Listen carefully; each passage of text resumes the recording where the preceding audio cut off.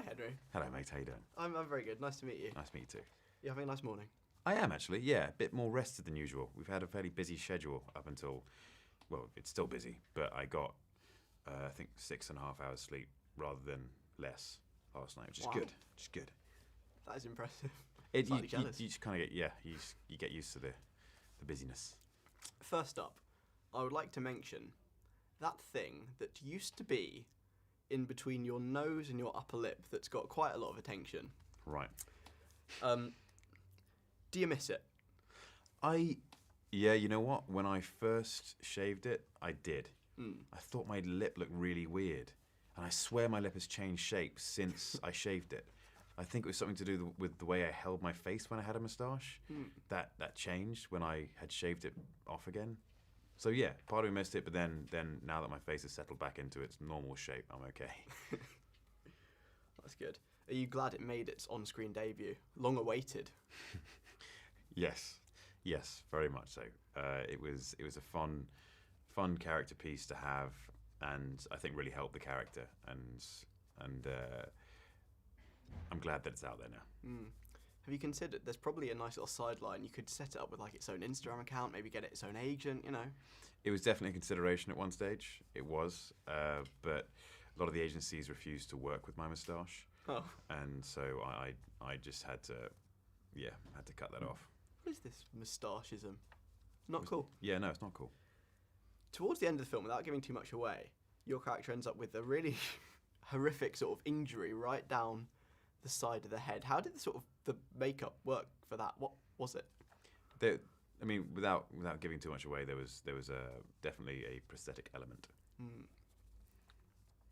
Very cool looking. Slightly creeped out. The whole film actually had a load of awesome stunts. Did you have a favourite? Favourite stunt? There was the helicopter sequence in general was really, really enjoyable. Very, very cold and extremely dangerous. But the pilots, my pilot and Tom, very talented. And so thankfully no lives were lost, especially mine.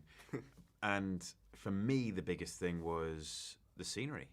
As much as it was nuts that we were flying through canyons twice as wide as this room in helicopters, chasing each other at full speed, and doing all sorts of crazy ducks and weaves and everything, it was absolutely stunning scenery, and I would do it again in a heartbeat.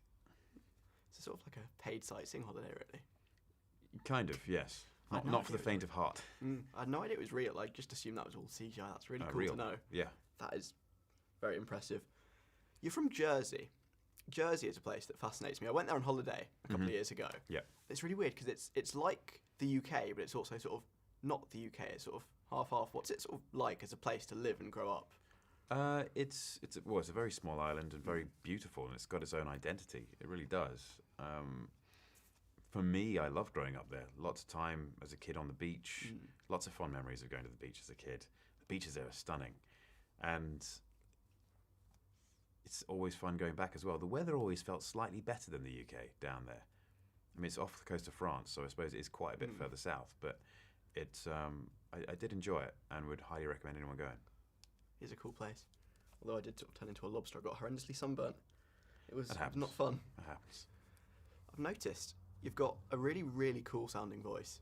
Thank you. Have you ever considered, like, maybe if this all goes wrong, like a radio career or reading audiobooks? Hopefully it doesn't go wrong, and hopefully I can have my radio career through my films. Fingers crossed. And maybe do audiobooks as well at the same time. But thank you, I appreciate the compliment. It would be good. I would listen to that. You could read like something incredibly mind-numbingly dull, and I would enjoy it. Oh, I appreciate it. Thank you. And finally, this will be totally relevant by the time this interview goes out, but I felt like asking it anyway. France or Croatia? I would say France. I know that's probably not a standard answer because a lot of people like to lose to the winners of the World Cup, but I was just in France and the French were supporting the English while we were there. So, well, the French who I were with anyway, and so I felt like it's nice to return the favour to a neighbour. You know, very nice. And I'm all done. Thank you very much. Thank you very much. You take care, mate. And you.